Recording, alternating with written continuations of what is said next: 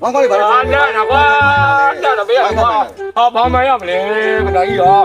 ငါသမီးလေးမွေးလေးပဲငါစဉ်းစားနေတာဒီတော့မင်းကဟိုတနေ့ကပြောတယ်ကအဆင်ပြေတာ ကြည့်ရလေငါတကယ်ပြောလို့ပြောပြီးတခါကြီးတာလေ သုံးလား တော့ငါလာတခါကြီးတာ တကယ်တော့ ဟောတကယ် ငါမညာနဲ့တော့ ညာမှာတော့ဒီမှာသုံးလာတာ ဟုတ်ကျေးဇူးတင်တော့တိုင်းရောပြောငါသမီးလေးမွေးလေးမလာခဲ့တော့ လာမယ်ဟောမလာတော့ရမလားမင်း အေးရုပ်ပြီ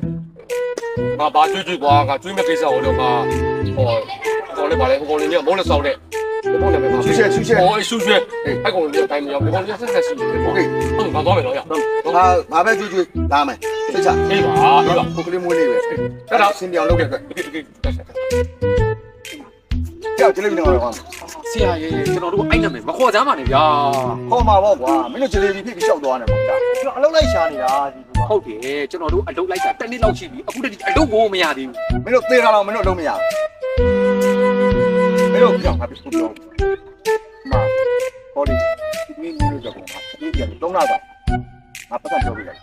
ဘုံစင်ဒီဝိုင်းမင်းတို့လည်းအဲ့ဒါတိုင်းနေလို့တဲ့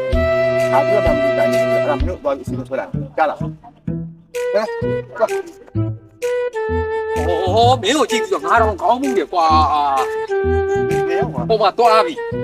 ဟိုမှာဟိုခေါ်နေသူ့သမီးဝေးနေပါတဲ့ဘာကြွေးမလို့လဲဘာကြွေးရမှန်းမသိဘူးတဲ့ငါတို့တိုင်နေလို့တဲ့